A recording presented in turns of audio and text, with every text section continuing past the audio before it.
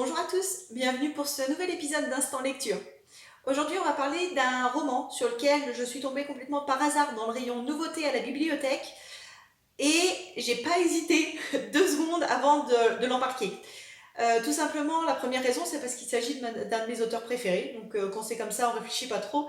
Et la deuxième raison, c'est parce que le titre m'a sauté à l'œil, parce que c'est mon année de naissance et je me suis dit, allez, pourquoi pas, ça peut être marrant. Donc aujourd'hui, on va parler de 1991 de Franck Tillier. J'ai l'impression de continuer sur ma série des romans policiers, parce qu'il s'agit une nouvelle fois d'un roman policier. Si vous connaissez Franck Tillier, vous savez qu'on suit le même personnage. En fait, le personnage principal, c'est le même d'un livre sur l'autre. Il s'appelle Charcot et c'est un enquêteur au 36 quai des Orfèvres. Et là, 1991, en fait, c'est un roman qui se passe au tout début de la carrière de Charcot. Donc en fait, on remonte le temps et on découvre le début de sa carrière. Ce livre, il est particulier dans le sens où on suit simultanément 2 enquêtes. Une enquête qui avait été classée, donc que Charcot ressort des archives sur le meurtre, le viol, alors dans l'autre sens, l'enlèvement, le viol et le meurtre de 3 femmes dans l'ouest parisien dans les années 86, et l'enquête actuelle, qui est vraiment une enquête, ça m'a fait penser au livre d'Agatha Christie. En fait, il tombe sur une femme qui a été assassinée. Le petit détail, c'est que la porte, elle est verrouillée de l'intérieur et qu'il n'y a aucune autre issue dans la maison. Donc c'est vraiment un... Moi, ça m'a fait penser à Agatha Christie. C'est vraiment une enquête assez sympathique et, comme dans toutes les œuvres de Franck Tillier, elle se base sur une anecdote réelle. Donc ça, c'est ce qui fait la richesse des ouvrages de Franck Tillier, c'est qu'en fait, il part d'une histoire ou d'une anecdote de société ou une découverte scientifique pour tisser toute son enquête policière sur cette anecdote-là. Ce qui est vraiment marrant, c'est que l'anecdote pour 1991, on comprend en fait d'où part l'auteur pour imaginer cette histoire. On le comprend à la toute fin du roman, quasiment le dernier chapitre si je dis pas de bêtises. Et oui, donc du coup, ce qui m'a vraiment fait sourire, c'est que je terminais le jour même le roman et j'écoutais dans la voiture un podcast de Montelat raconte qui racontait exactement l'anecdote de départ de Franck Tillier. Alors j'ai trouvé que le hasard faisait vraiment bien les choses. Je vous en dirai pas plus sur l'anecdote parce que c'est un peu le dénouement en fait de l'enquête. Donc je m'arrête là pour l'anecdote.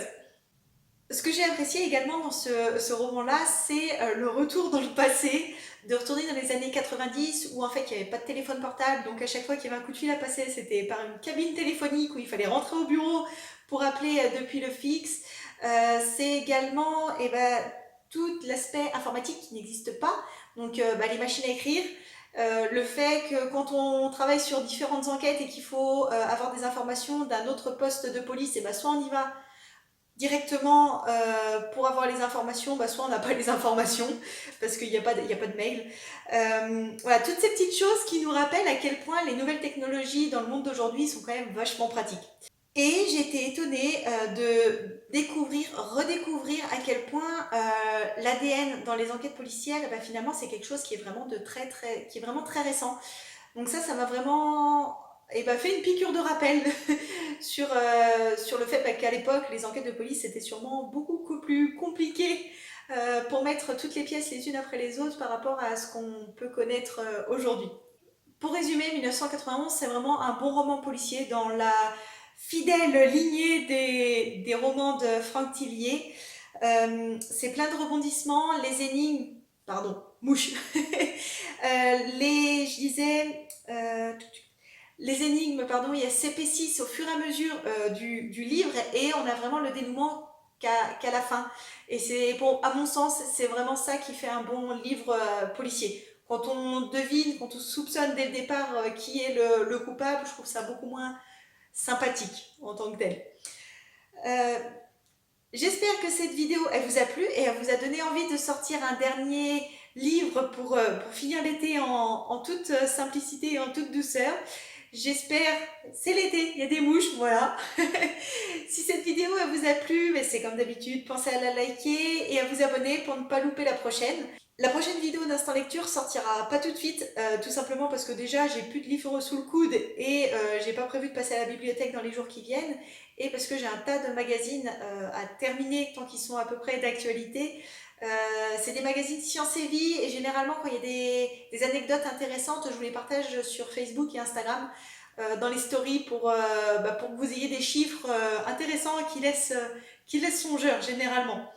Donc, restez à l'affût pour la prochaine vidéo et à très bientôt. Bel été à tous!